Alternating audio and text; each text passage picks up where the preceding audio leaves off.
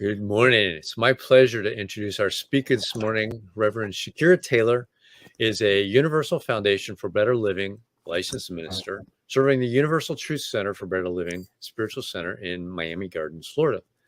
She also currently serves as the platform lead chair and prayer chaplain for over 10 years. Reverend Shakira is an international transformation teacher, coach, and author. Graduate of the Florida International University with a bachelor's in international business and marketing. She earned her master's degree in business administration from Nova Southeastern University.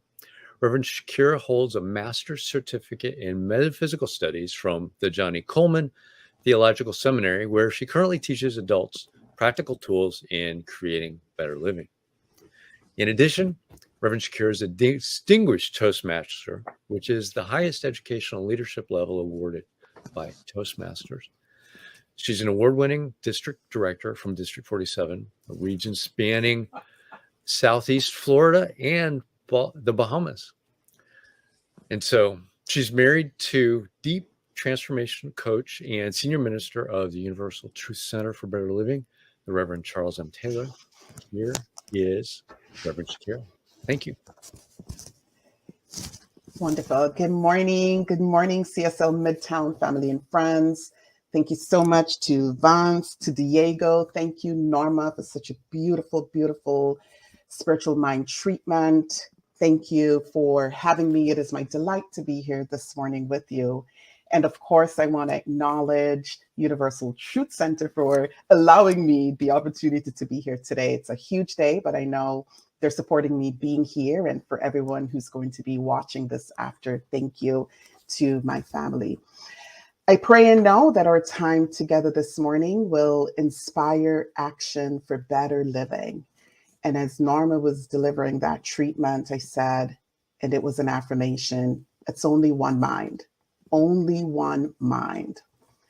While reflecting on CSL's theme of holy boldness, and my topic this morning, you expressed, intuition would have me revisit Charles Dickens' A Tale of Two Cities, chapter 1, and the first chapter. Certainly, I would say it's intuition because my normal mind would not go there, and I probably have not been there since high school. So I decided to pull up the chapter on Google, and this is what it reads. It has been the best of times. It has been the worst of times. It was the age of wisdom. It was the age of foolishness. It was the epoch of belief. It was the epoch of incredulity. It was the season of light. It was the season of darkness. It was the spring of hope. It was the winter of despair. We had everything before us. We had nothing before us. We were all going direct to heaven. We were all going direct the other way. How does this relate to holy boldness? You might be thinking. In today's world, it is more important than ever that we get clear in words and action and practice about who we are. Not just clear about who we are, but commit to spiritual practices that leaves us surrendered to expressing who we are. When we spend our time consistently gaining insights on our deeper inner presence of uniqueness, we become more empowered to navigate the ups and downs of the world images. We eliminate old beliefs and behaviors that support differentness, and we embrace ourselves and others as unique expression of the infinite. Charles Dickens is not the only person to have said, it is the best of times, it is the worst of times. I know that right here this morning, there would be somebody who would agree with Dickens. The best and worst is constantly being played out on the world stage. It is all about perceptions, right? It is about those foundational beliefs and values we hold that shape how we look at the glass. Is it half full? Is it half empty? Would you agree with me that we're living in an age of wisdom, an age of access, an age of connection, and yet separation and otherness? There have been moments when we listen to the news or the clickbaits and we shudder in disbelief on the foolishness, the level of ignorance, the level of otherness that is perpetuated. Here's the reminder. In this season of great light, as Dickens called it, our work and persistence in holding to the truth that God, the one power, one presence, which is infinite in expression in us, through us, as us, is crucial.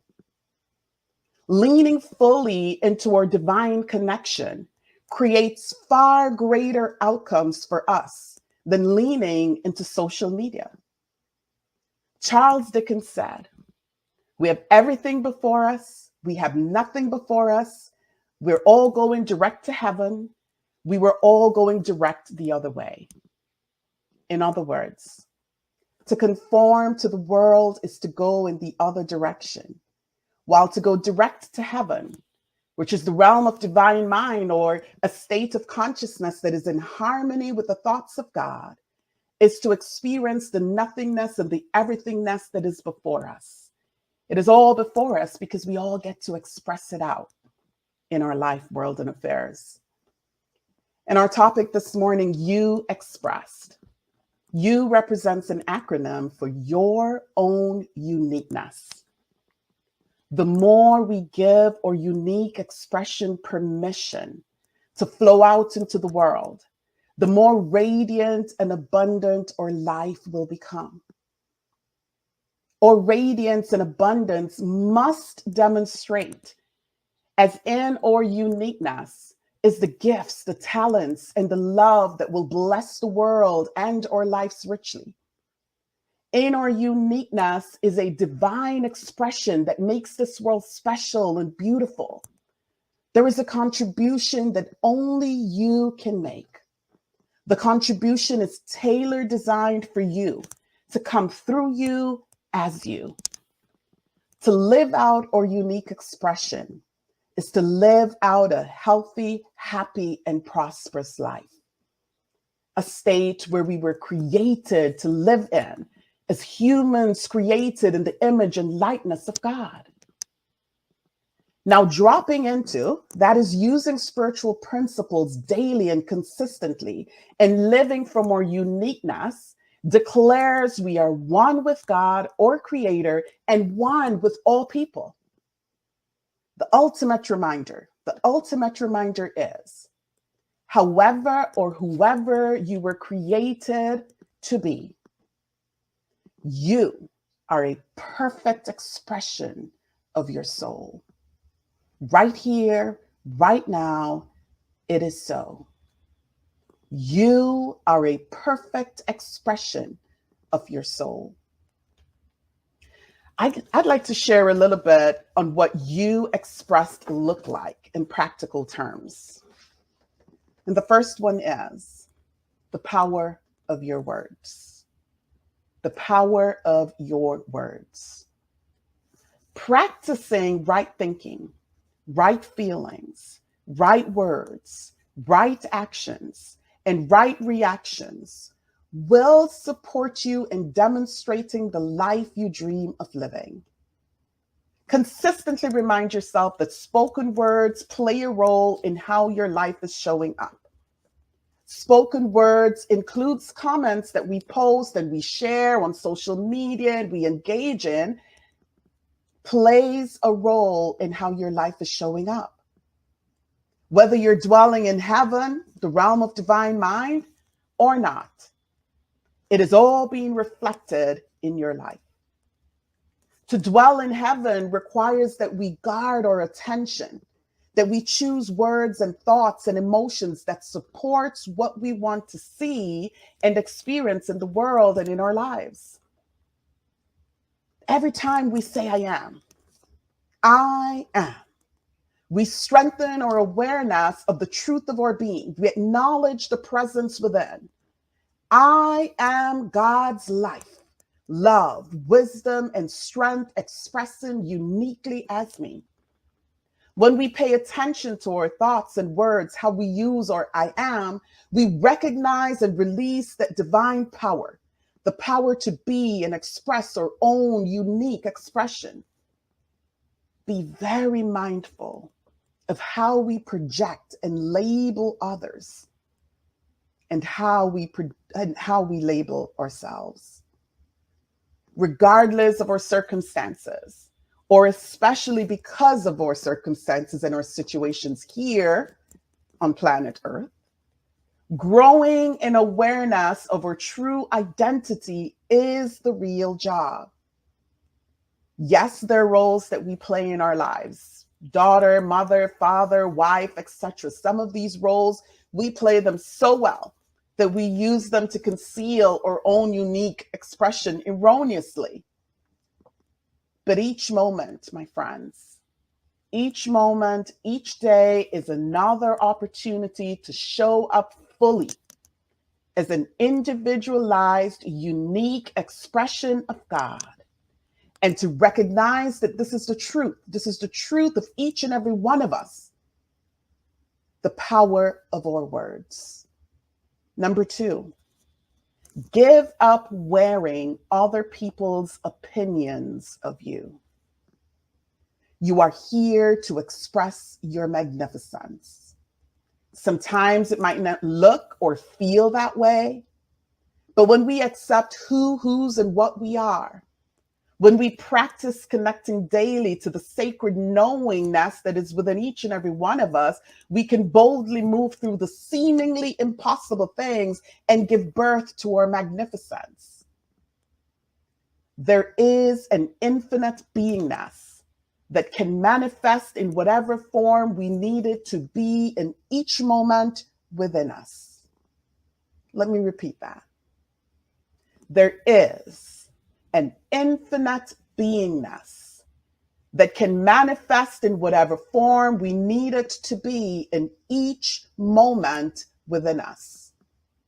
Wearing other people's opinion or the world's definition of you will not give you access to this infinite beingness. Following the maddening crowd or trying to conform to what is popular or acceptable at the detriment of stifling your own unique expression will not bring you the happiness, health, or prosperity. Well, maybe temporarily. Your commitment to your practices, your connection to spiritual communities such as CSL Midtown, your building community with like-minded individuals who support and encourage your expression is the way. So I want to reflect on the story of Saul and David real quick in 1 Samuel 17:32 through 40. And at the time, David was going up against the Philistine, Goliath. And we're going to go through this real quick. David said to Saul, "Let no one lose heart on account of this Philistine. Your servant will go and fight him." And Saul replied, "You are not able to go out against the Philistine and fight him. You're only a young man, and he has been a warrior from his youth." But David said to Saul, "Your servant has been keeping his father's sheep. When a lion or a bear came and carried off a sheep from the flock, I went after it, struck it, rescued the sheep from its mouth. When it turned on me, I seized it by its hair, struck it, and killed it. Your servant has killed both the lion and the bear. This uncircumcised Philistine will be like none of them, because he has defied the armies of the living God. The Lord who rescued me from the paw of the lion and the paw of the bear will rescue me from the hand of the Philistine." And Saul said to David, "Go, and the Lord be with you." Then Saul dressed David in his own tunic. He put on a coat of armor on him and a bronze helmet on his head. David fastened his sword over the tunic and tried walking around because he was not used to them. "I cannot go in these," he said to Saul, "because I'm not used to them." So he took them off. Then he took up his staff in his hand. He chose 5 smooth stones from the stream, put them in the pouch on his shepherd's bag, and with his sling in his hand, approached the Philistine. Here are 2 lessons from David's story. We cannot wear another's armor to be, do, or have what is ours to do, be, and have in the world. We must have the courage to be you, to do you, for you, to be bold. There is a place that you are here to fill that no one else can fill. Something you are to do which no one else can do. Even if it looks like you have only 2 pebbles and a sling. Remember, you are a perfect expression of your soul, fully equipped. There is a healing, a blessing, an assignment that you will have to say yes to in your life. No one can do it for you. The world will always try to make you into something else. It's the nature of it. But expressing your own uniqueness, be up to that job. Express your own uniqueness and give other people permission to do the same freely and lovingly, no matter what. Goliath represents dominating ideas of error, the root of which we can uproot by expressing our uniqueness. David did not trust Saul's armor. His power was gained by trusting in divine intelligence. He had grown through some situations out in the fields, taking care of the sheep. He had some battles that he had won. This is no different from us, you and I. We've overcome some erroneous thoughts and thinking and lack and limitations. We've overcome some challenges, be it health or loss in whatever way, the broken relationships, the feelings of unworthiness, the self-doubt, whatever it is in our humanity, we've overcome it. We're still here. We're still here doing the spiritual work, trusting in the divine intelligence in us all that has brought us through it all. We have within all we need to complete the task ahead of us, always. How do we gain access to that consistently? So we've covered the power of our words. We've covered giving up, wearing other people's opinion. And my final thought this morning is, we are all in the express business. We are all in the express business. Our primary job is to express the potential within us. We're here on planet Earth to bring forth the Christ presence, the perfect idea of God that is in all humans. And when we understand this primary job, when we love and appreciate the beauty and the uniqueness within ourselves, we can appreciate the uniqueness of others without judgment and bias. My friends, the reminder is that we must always own that uniqueness within us first. Because sometimes we get caught up in the projections and looking out on the world, but we've got to own who we truly are. That way we can reflect it out into the world. Healing judgment, healing the bias, releasing all of that with divine love. What a beautiful song played this morning. My heart is on fire for love. I love that. Healing the judgment, healing the bias, healing all of that, just unfolding it in divine love is the transformative work that we are here to do and to be up to. And being in community, being in relationships, being in connection with like-minded that support us in standing boldly in our uniqueness. That is the key. That is what we're here to do. My heart is on fire for love. Thank you so much for playing that song. It's my first time hearing it, but man, am I loving it and feeling the vibration of it. My heart is on fire for love. And so this week, I hope you will affirm with me daily. I am a unique expression of divine love, and so is everyone else. I am a unique expression of divine love, and so is everyone else. Use this affirmation as you walk through the week, walk through the months ahead. Be about the love. Know that I love you. I thank you, CSL Midtown, for having me today. Peace and blessings to you all. And I look forward to being back. Peace and blessings.